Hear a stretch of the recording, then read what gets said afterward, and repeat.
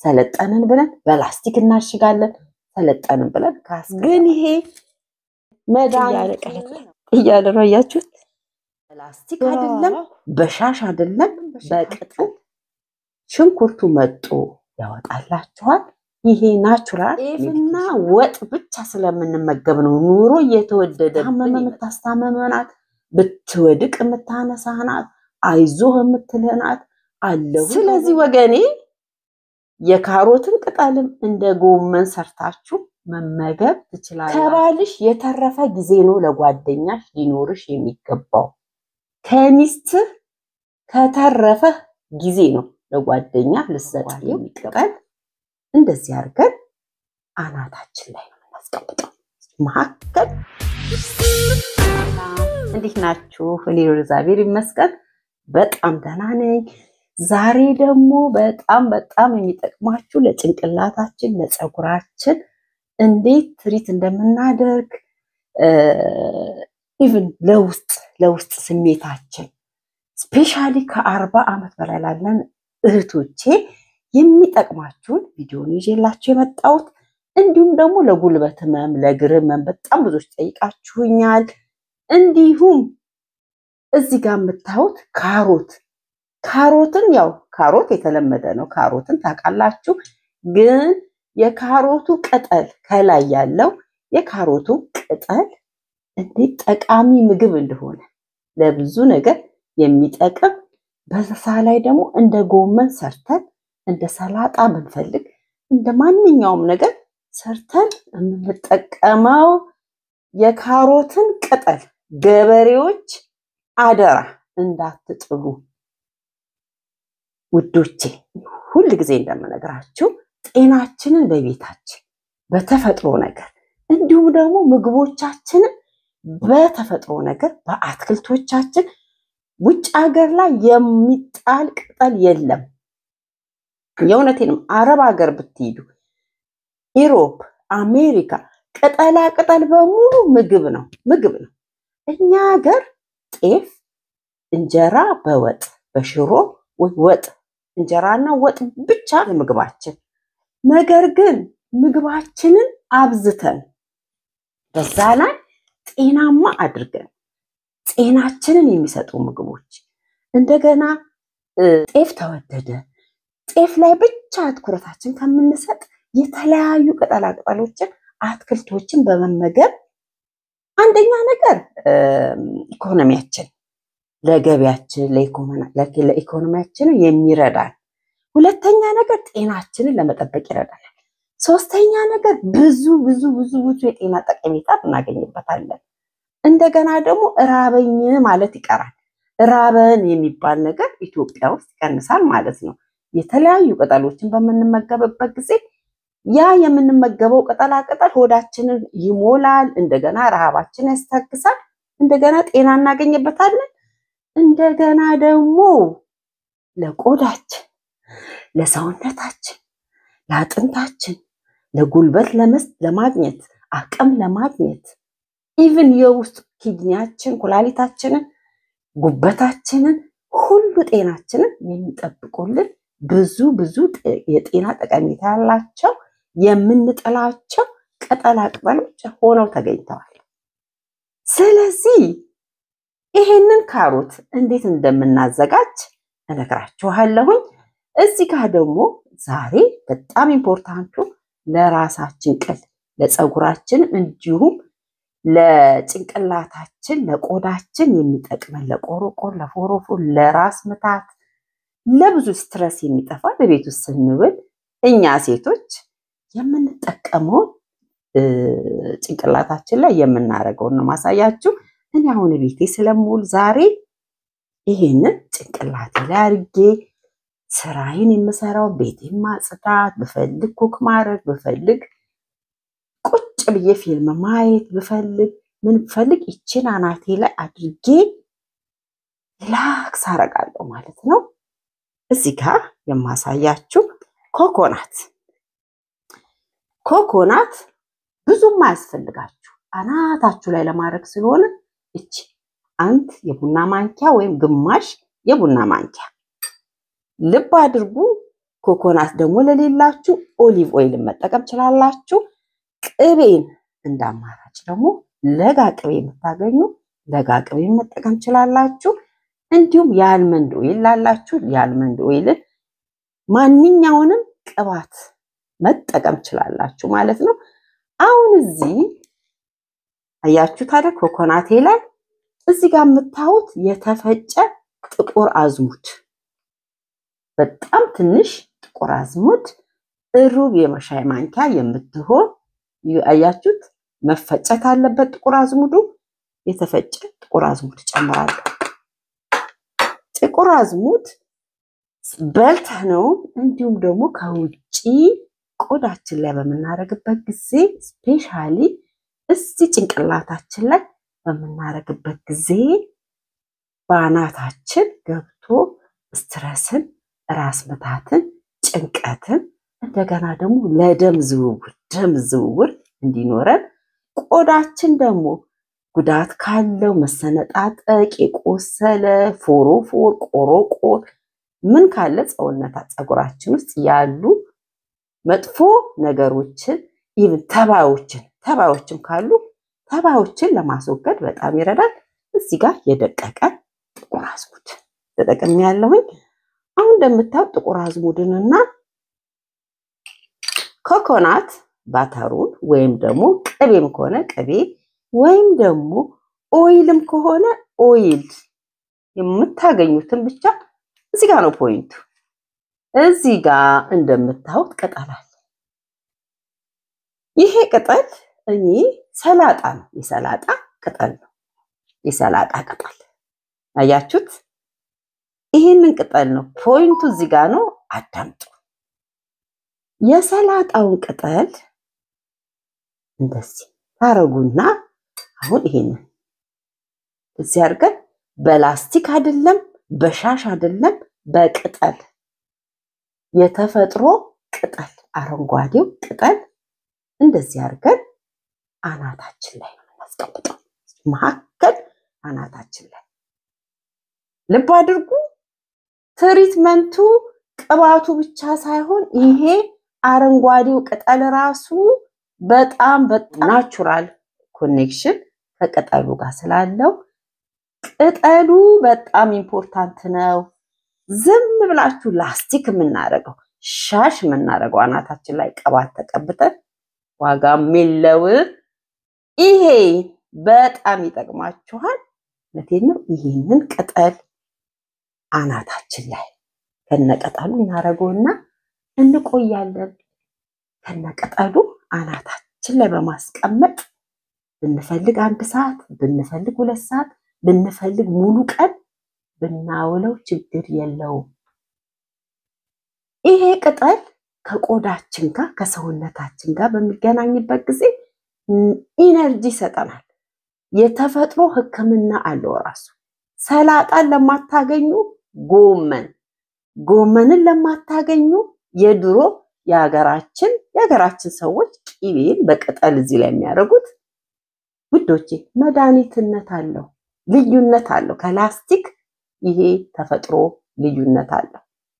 ስለዚህ በቅጠል ተቀብጠን ቅጠል አናታችን ላይ ማድረግ የበለጠ መድኃኒት ነው። ለብዙ ነገር መድኃኒትነት ያለው ስለሆነ ተቀብታችሁ ቅጠል ያንን የቅቤ ቅጠል ባታገኙ ሰላጣ እንዲሁም ደግሞ የጎመን ቅጠል ሰፋፊ ቅጠል እንዲሁም ደግሞ የጥቅል ጎመን ቅጠል መሆን ይችላል።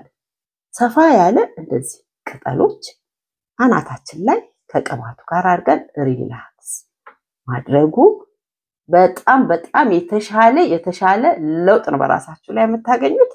እኔ አሁን ይችን አናቴ ላይ አድርጌ እውላለሁ ማለት ነው። ከዛ በፊት ደግሞ ይሄንን ከማድረጌ በፊት እዚህ ጋር የምታዩት ቀይ ሽንኩርት ጉልበቴን አመመኝ፣ ውስጥ እግሬን አመመኝ፣ ውስጥ እግሬን በጣም ያመኛል። ብዙ ኮሜንት ነው በቲክቶክም በዩቲዩብም ያየሁት ማለት ነው። ይሄንን ቀይ ሽንኩርት በቲክቶክ ቪዲዮንም ሰርቻለሁኝ። ይሄንን ቀይ ሽንኩርት እዚህ ስላሽ ቆርጣችሁ ጉልበታችሁ ላይ ተለጥፉና ከዛ በፋሻ ወይም በስስ ነጠላ ጨርቅ እስር አድርጋችሁ ሙቀት እንዲያገኝ ታረጉታላችሁ። ቀይ ሽንኩርቱን ብቻ ሙቀት እንዲያገኝ ታይት ታረጉበታላችሁ በላዩ ላይ። ከዛ እንዲሁም ደግሞ ለውስጥ እግራችሁ ላይ ተለጥፉና አስራችሁ ሙቀት እንዲያገኝ ካልሲ ታረጉበትና ታድራላችሁ አንድ ምሽት። አድራችሁ ጠዋት ስታነሱት ሽንኩርቱ ከለሩ ሁሉ የተቀየረ ነው የሚሆነው። ያንን በሽታችሁ ሽንኩርቱ መጦ ያወጣላችኋል። ይሄ ናቹራል ሜዲኬሽን ነው። ሰዎችንም ያገለገለ ስለሆነ ነው ይዤላችሁ የመጣሁት። ቡና ይንፉት ልበል እኔና ቡና።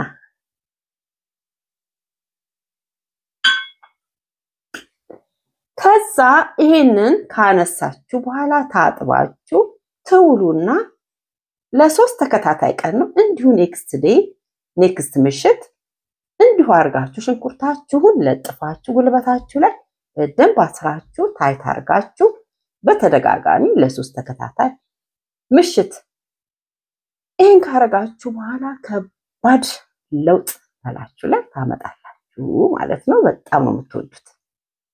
ይሄ እንግዲህ ቀይ ሽንኩርት እንደዚህ ለጉልበት ህመምና ለውስጥ እግር ህመም ፔን ክለር ነው። በቃ ህመምን በጣም ያስታግሳልና በዚህ ዘዴ እህቶቼም ወንድሞቼም ተጠቀሙ እላለሁ። ቃሌን አናቴ ላይ ቁጭ አድርገውና እናወራለን። የምታረጉት እንዴት ነው መሰላችሁ? ይቺን ሰላጣዋን ግንዷን እንጨት ነገር ያለችዋን ትቆርጡና ልስልስ ያለውን ቅጠል ነው የምታረጉት። ከዛ አናቴ ላይ አናታችን ላይ ድሮ ልጅ ሆነን ቅቤ ለጋ ቅቤ ተገዝቶ የራስ ቅቤ እንደዚህ ተቀብተን አናታችን ላይ ይደረግ ነበር። ታስታውሳላችሁ? ኤግዛክትሊ እንደሱ ማለት ነው። ልዩነት የለው። ያችሁ ሁሉ ነገር በድሮ ጊዜ አያቶቻችን ሁሉ ነገር ድሮ ያውቁታል። መድኃኒቱ ሰለጠንን ብለን በሻሽ እናስራለን፣ ሰለጠንን ብለን በላስቲክ እናሽጋለን፣ ሰለጠንን ብለን ካስክ እንገባለን። ግን ይሄ መድኃኒት ነው። መድኃኒት ወገኖቼ፣ ይሄ ዘዴ ለሁላችሁም እናቶች፣ እህቶች፣ ወንድሞች ይጠቅማል። ከዛ ይሄንን አርጋችሁ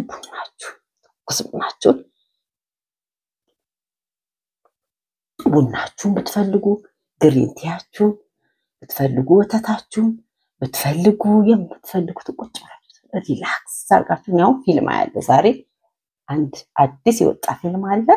እሱን ፊልም ማየት ፈልጋለሁ። እቺን አርጌ ሪላክስ ግሬን ዘርግቼ ከናንተ ስጨርስ ፊልሜን አያለሁኝ። ከዛ ማታ ስጨርስ ጥብጥብ ብዬ ለነገ ፍሬሽ ሆናለሁ ማለት ነው። አሁን እዚህ ጋር መጣው ጥቁር አዝሙዱና ኮኮናት ኦይሉ።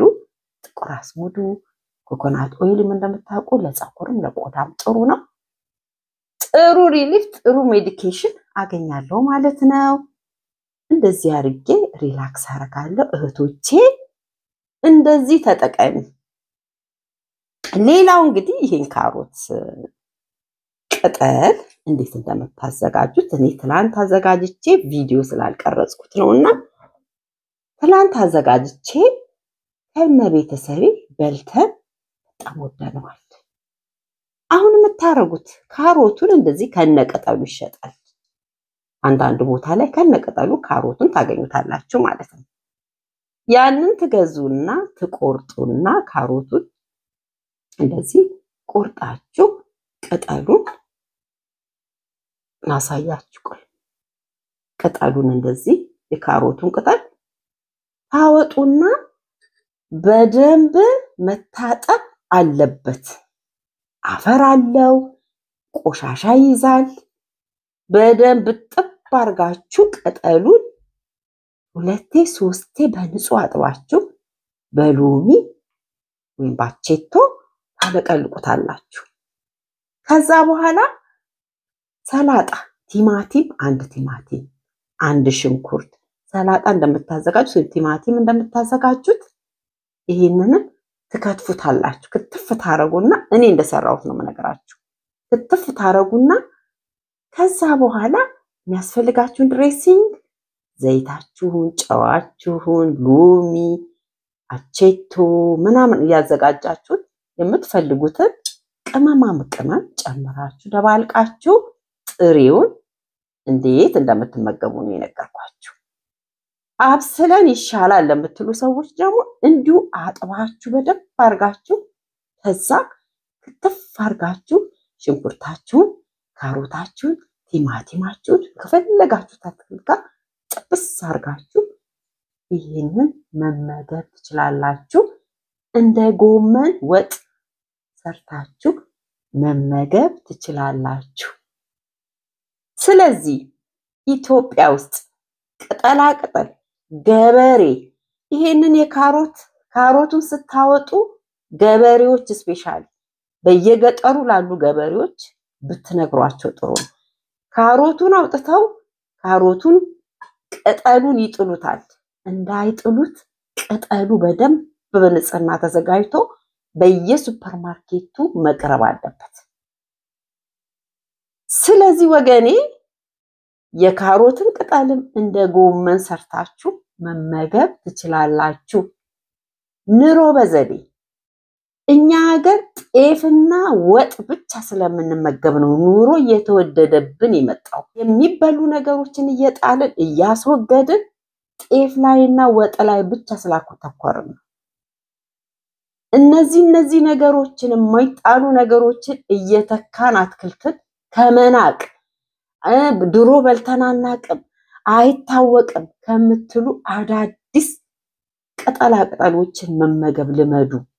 አዳዲስ ምግቦችን እየሰራችሁ ያ የኑሮውን ውድነት እንደገና የጤንነታችንን ልጆቻችን ራሱ የሚወለዱ ልጆች ራሱ ጥሩ ጤናማ ነገሮችን እየለመዱ እየሄዱ የሀገራችን ኑሮ ውድነት እንዲሁም ደግሞ የሀገራችንን ካልቸር እየቀየርን በጤናማ መንገድ መኖር እንችላለን ማለት ነው።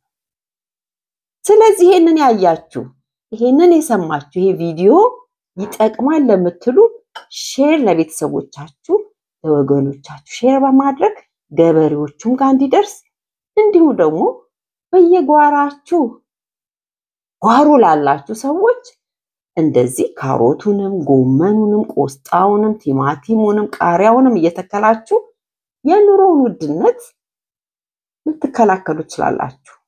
ኑሮ በዘዴ ወገኔ የሚጣል ቅጠል አይኖርም። ቅጠል ሁሉ መድኃኒት ነው።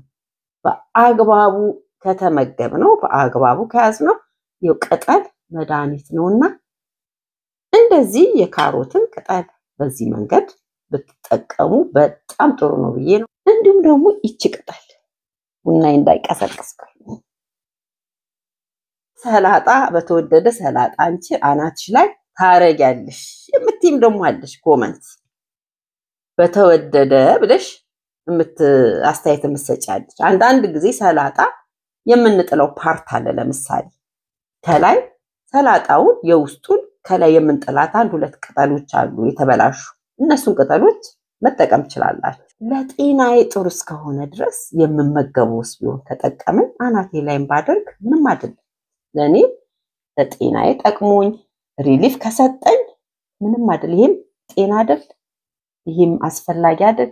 ትሪትመንቴም አስፈላጊ ነገር ነውና እንግዲህ እንደዚህ ብዬ እውላለሁ ማለት ነው። በዚህ አጋጣሚ አንድ እህቴ ትንሽ ደግሞ ምክር አለች አይደል? የእናት ምክር እናት አይደለም። ስለዚህ ምክሬን ደግሞ ለለገሳችሁ ትንሽ በትዳር የተነሳ ስለ ትዳር የጻፈችልኝ ነገር አለና ትንሽ ለእናንተም ስለሚጠቅም ምን ትያለሽ ሐሳብ ስጪበት ነው። ባለቤቴ ጓደኛዬን በጣም ይጠላታል። ጓደኛዬን ስለሚጠላ እኔ ደግሞ ከሱ ጋር በየጊዜው ቅራኔ አለኝ። ጓደኛዬን ለምን ይጠላታል? እና በዛ ምክንያት ብቻ ከጓደኛዬ ጋር ጥላቻ ስላለው በዛ ምክንያት ትዳሬ እየተረበሸ ነው። ትዳሬ አደጋ ላይ ነው። ሁሌ በሷ ምክንያት እጣላለሁ። ሁሌ በሷ ምክንያት እጨቃጨቃለሁ ነው የምትለውና ባልሽ እኔ እንደሚመስለኝ ከሷም አነጋገር ከሷም እንደተረዳሁት ባልሽ ጓደኛሽን አይደለም የሚጠላው። ባልሽ የሚጠላው የሚመስለኝ ባልሽ የሚጠላው ከጓደኛሽ ጋር እንዴት ነው የምትገናኙው? ከጓደኛሽ ጋር ያለሽ ግንኙነት ምን አይነት ነው? ከጓደኛሽ ጋር ትዳርሽን በሚጎዳ መልኩ ነው ጓደኛሽን የምታገኛት ወይስ እንዴት ነው ከጓደኛሽ ጋር ያለሽ ግንኙነት? ትንሽ ስለዚህ ደግሞ ምክር ብሰጥ እኔ በራሴ የራሴን ምክር፣ ሌሎቻችሁም የተለየ ምክር ሊኖራችሁ ይችላሉ። እኔ በጓደኛና በትዳር መካከል ያለውን ግንኙነት ወይም ደግሞ ትዳርና ጓደኛን ችግር እንዳያመጣ የምመክረው በእኔ በኩል ጓደኛዬን እንደ ጓደኛ ነው ማከብራት እምወዳት። እንደ ጓደኛ ከትዳሬ ውጪ አድርጌ ነው ጓደኛዬን ጓደኝነቷን መቀጠለው። ትዳሬ እቤት ውስጥ ያለው ባሌ ወይም ትዳሬ ደግሞ ፐርሰናል የራሳችን ነው። ቃል ገብቼ ፈርሜ ቃል ገብቼ ያገባሁት ባሌ ከሱ ጋራ በሰላም እንድኖር እሱን አክብሬ እንድኖር እሱ እኔን አክብሮኝ እንድኖር ትዳሬን እንዳከብር ይሄ ቃል አለ አይደለ? በመሃላችን ያንን ቃል ማክበር አለብን። እኛ ትዳር ያለን ሰዎች ወይም ትዳር አጋራችሁ ሴቱም ሆነ ወንዱ፣ ለሴቱ ብቻ አይደለም ለወንዱ ትዳር ስትገባ ሚስትን ስታገባ ሚስትንና ጓደኛህን እኩል አታያቸው። ጓደኛ ጓደኛህ ነው በውጪ፣ ሚስት ደግሞ ሚስት ናት፣ የትዳር አጋርህ ናት፣ የልጆችህ እናት ናት፣ ችግርህን አብራ የምትካፈል ናት፣ ብትታመም የምታስታመም ናት፣ ብትወድቅ የምታነሳህ ናት፣ አይዞህ የምትልህ ናት፣ አለሁኝ ከጎንህ የምትልህ ናት። እንዲሁም ሴቷም አለው ከጎንህ አንተ ነህ የኔ ጀግና መከታዬ የምትልህ የምትመካብህ አንድ ጣሪያ ስር የምትኖሩ ብትቸገር ሚስት ናት ዞር ብላ የምታይ ቢያምህ ቢደክምህ። ጓደኛህ ደግሞ በውጭ ነው የምታገኘው። ጓደኛህ ማለት አብራችሁ ወጣችሁ በሳምንትም ይሁን በወርም ይሁን የምትገናኙ ኢቭን ስላንተ ከጓደኛህ የበለጠ የምታውቅህ ሚስት ናት። ጓደኛ አንተን ላያውቅ ይችላል። ሚስት ግን በደንብ ባህሪን የምታውቀው ሚስት ናት። ለምን? አብራችሁ የምታድሩት አብራችሁ ነው የምትውሉት። ብዙ ውስጣችሁን ሚስጥራችሁን የምታውቁት ባልና ሚስቶች ናቸው የምትተዋወቁት። ጓደኛ በውጭ ነው ፍቅሩን የምትገልጸው። ጓደኛ ነው እንጂ ትዳር አይደለም።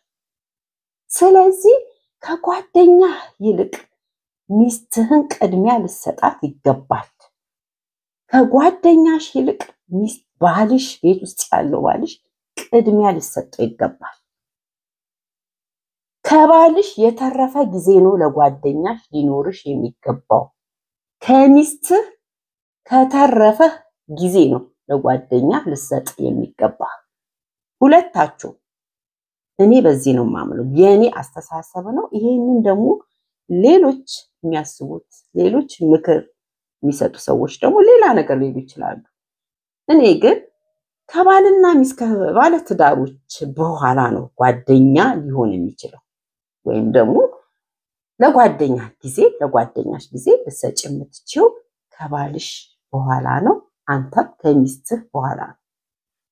ቅድሚያ ለሚስት፣ ቅድሚያ ለባል፣ ከዛ በኋላ ትርፍ ጊዜ ለጓደኛ ይሰጣል ብዬ ነው የማስበው። እና እህቴ እኔ እንደገባኝ ከሆነ ባልሽ ጓደኛሽን ሳይሆን የጠላው ባልሽ የጠላው ከጓደኛሽ ጋር የምትጠቀሚውን ጊዜ፣ ለሱ የሚገባውን ጊዜ ለጓደኛሽ የበለጠ ጊዜ ሰተሽ ሊሆን ይችላል ብዬ ነው የማስበው። እዚህ ላይ እናንተስ ምን ትላላችሁ? እንግዲህ በእንደዚህ ሲስተም ውስጥ ያላችሁ በእንደዚህ በትዳር ውስጥ ያላችሁ እናንተ ሐሳባችሁ ምንድነው? እስቲ ጻፉ በኮሜንት። እንደገባኝ ከሆነ ለጓደኛሽ የምትሰጫት ጊዜ ለሱ ከምትሰጪው ጊዜ በልጦ ሊሆን ይችላል። ይሄ ትዳርን ያፈርሳል። ምንም ለኑሮ አስቸጋሪ ነው የሚሆነው። ስለዚህ ከጓደኛሽ ጋር የምትገናኝበት ጊዜ የተወሰነ ሊሆን ይችላል። አለበለዚያ 24 ሰዓት ከጓደኛሽ ጋር የምታወሪ ከሆነ እንዲሁም ደግሞ 30 ጊዜ ጓደኛዬ ላገኝ ጓደኛዬ ጋር ጓደኛሽ ቤትሽ መጣ የምትበጠብጥ ከሆነ የምትበጠብጥ ማለት ይቅርታ ሁሉ ጊዜ ቤትሽ ጓደኛሽ የምትመጣ ከሆነ ፕራይቬሲ ከሌላችሁ ቤታችሁ አንቺ ጓደኛሽ ቤት ከሆነ ውሎሽ ጓደኛሽ ቤት ከሆነ አዳርሽ ለባልሽ ጊዜ አልሰጠሽም ማለት ነው። ለቤተሰብ ለልጆችሽ ጊዜ አልሰጠሽም ማለት ነው። በዛ ምክንያት ትዳርሽ ሊረበሽ ይችላል። ትዳርሽ ሊበጠበጥ ይችላል። ስለዚህ ይሄ ሰውዬ ጓደኛሽን ጠልቶ ሳይሆን እሷ በፐርሰናሊ ጠልቷ ሳይሆን ከጓደኛሽ ጋር የምትጠቀሚው ጊዜ ረብሾት ሊሆን ይችላል። ጓደኛሽን የጠላ ነው የሚመስልሽና ይሄ ሪዝን ነው ብዬ ነው ማስበው። እና እህቴ ብታስተካኪ ቅድሚያ ለቤትሽ ለልጆችሽ ቅድሚያ ለቤትሽ ለትዳርሽ ለትዳር አጋርሽ ብታረጊውና ለትንሽ ጊዜ ብታይ ራስሽን ጥሩ ነው ብዬ ነው ማስበው። ለምን ባሌ ጓደኛዬን ጠላ ከማለትሽ በፊት እኔ ምን አርጋለሁ እኔ ምን ሚስቴክ ሰርቻለሁ ብለሽ መጀመሪያ ራስሽን ጠይቂ።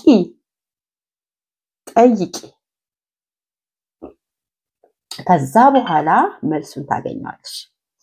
ያችን ጓደኛሽ ይጠላኛል ብላ የምታስበው ምክንያቱም ባንቺ ርዝን ባንቺ ጥፋት ነው። ጓደኛሽን ባልሽ ይጠላኛል ብላ እንድታስብ ሊሆን የሚችለውና አንቺ የጓደኛሽን ጊዜ የጓደኛሽን ታገኝባት ከጓደኛሽ ጋር የምታሳልፊው ጊዜ ምረጪ ይላልው።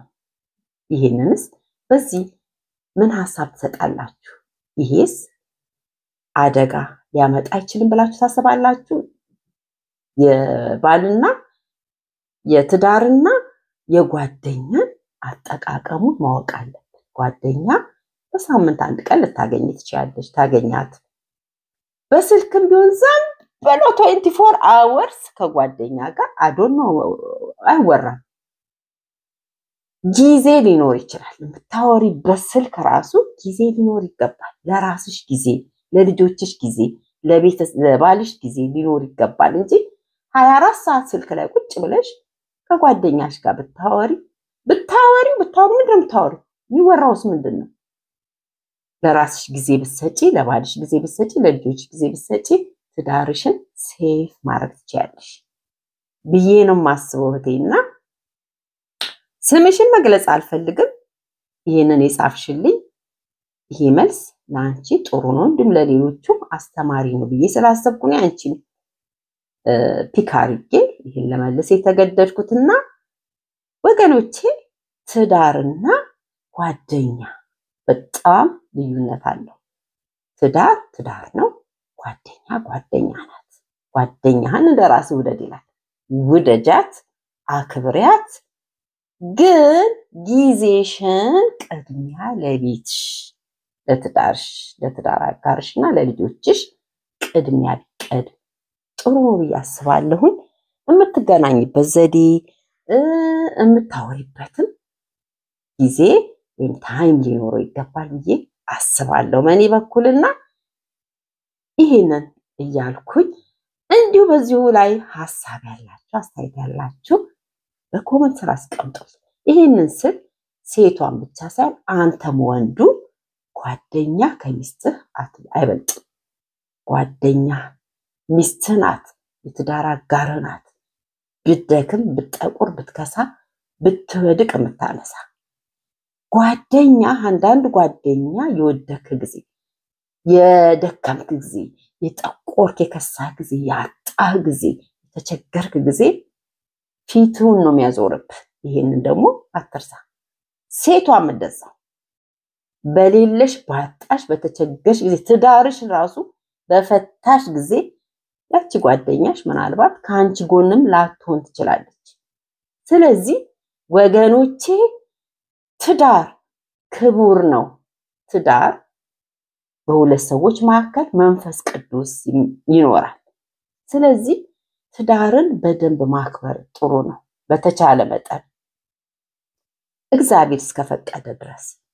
ከዛ ውጪ ይሄንን አድርገን ካልሆነ እግዚአብሔር ያልፈቀደው ነውና በቃ ካልሆነ በሰላም በፍቅር እንዲሁ በሰላም በፍቅር ተለያይቶ ሩቅ በሩቅ በሰላም መኖር የተሻለ ነው ብዬ ነው ማስበው።